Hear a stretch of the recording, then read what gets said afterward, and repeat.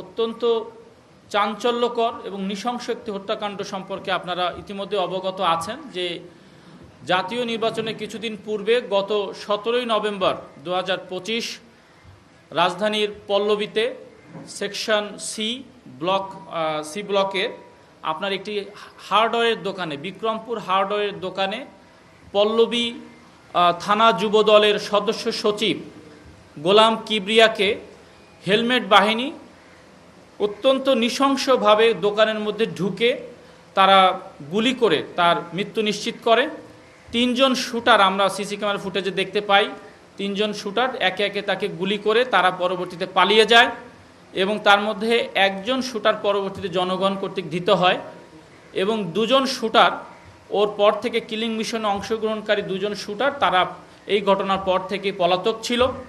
চাঞ্চল্যকর এই হত্যাকাণ্ডের সিসিটিভি ফুটেজ যখন সামাজিক যোগাযোগ মাধ্যমে প্রচারিত হয়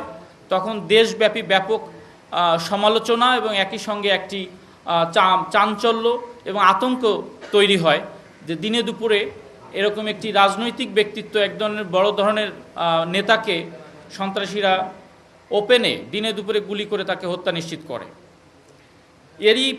ধারাবাহিকতায় আমাদের র্যাপিড অ্যাকশন ব্যাটালিয়ন র্যাব 4 আমরা এই ঘটনাস্থলে যাই, সিসি ক্যামেরা ফুটেজ সংগ্রহ করি, আশেপাশে সিসি ক্যামেরা ফুটেজ সংগ্রহ করি এবং আমরা এই ঘটনায় কিলিং মিশনে যারা অংশগ্রহণ করেছে এবং মাস্টার মাইন্ড তাদেরকে ধরার জন্য ছায়া তদন্ত শুরু করি। ছায়া তদন্তের এক পর্যায়ে ইতিমধ্যে আপনারা জেনেছেন যে আমরা এই ঘটনার অন্যতম পরিকল্পনাকারী এবং ঘটনার সঙ্গে সরাসরি জড়িত পাতা সোহেল এবং বুকপোড়া সুজনকে আমরা আগেই গ্রেপ্তার করেছিলাম, কিন্তু এই হত্যাকাণ্ডের কিলিং মিশনে অংশগ্রহণকারী দুজন অন্যতম শুটার যারা সরাসরি সিসি ক্যামেরা ফুটেজে আমরা দেখতে পাই যে হেলমেট পরে অস্ত্র নিয়ে আমাদের ভিকটিম নিহত গোলাম কিবরিয়াকে গুলি করে, তারা ধরাছোঁয়ার বাইরে ছিল এবং তারা দীর্ঘদিন ধরে পলাতক ছিল। কিন্তু তারপরেও যেহেতু এটি একটি অত্যন্ত চাঞ্চল্যকর হাই ভোল্টেজ একটি হত্যাকাণ্ড, আমরা এই পলাতক আসামিদেরকে ধরার জন্য আমাদের প্রচেষ্টা, তদন্ত এবং আমাদের সার্বক্ষণিক গোয়েন্দা তৎপরতা অব্যাহত রাখি। এরই এক পর্যায়ে আমরা জানতে পারি তথ্য প্রযুক্তির সহায়তায় যে এই আসামিগুলো তারা বিভিন্নভাবে দেশের বাইরে, বাংলাদেশের সীমান্ত অতিক্রম করে দেশের বাইরে যাওয়ার চেষ্টা করছিল, কিন্তু পরবর্তীতে হাদি হত্যাকাণ্ডের পরে যখন আমাদের সীমান্তে কড়াকড়ি হয় এবং সীমান্ত অতিক্রম করা যখন খুব দুষ্কর হয়ে পড়ে তখন তারা অবৈধ পথে দেশের সীমান্ত অতিক্রম করতে ব্যর্থ হয় এবং তখন তারা আবার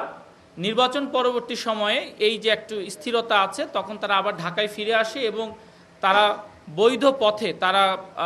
বিদেশে যাওয়ার জন্য চেষ্টা করে, তাদের কাগজপত্র, পাসপোর্ট, ভিসা এগুলো করার জন্য তারা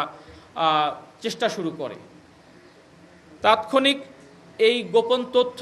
পাওয়ার সাথে সাথে আমরা র্যাপিড অ্যাকশন ব্যাটালিয়নের একটি আভিযানিক দল অভিযান পরিচালনা করে এই কিলিং মিশনের অন্যতম শুটার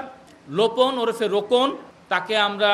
পল্লবীর ইস্টার্ন হাউজিং থেকে গত রাতে গ্রেপ্তার করেছি এবং পরবর্তীতে ধারাবাহিক অভিযান করে আরেকজন শুটার, সেও পলাতক ছিল,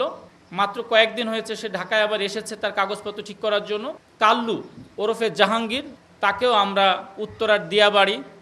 18 নম্বর সেক্টর থেকে আমরা গ্রেপ্তার করতে সক্ষম হই। পরবর্তীতে আসামিদেরকে জিজ্ঞাসাবাদ করে আসামিরা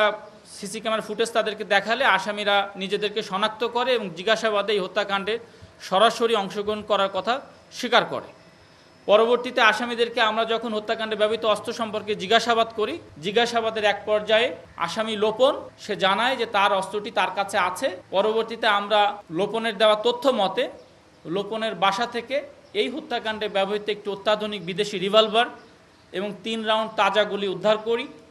এই রিভলভারের চেম্বারে 6টি গুলি থাকার কথা, 3টি গুলি পরবর্তীতে তাকে জিজ্ঞাসা করলে সে বলে যে ঘটনায় সে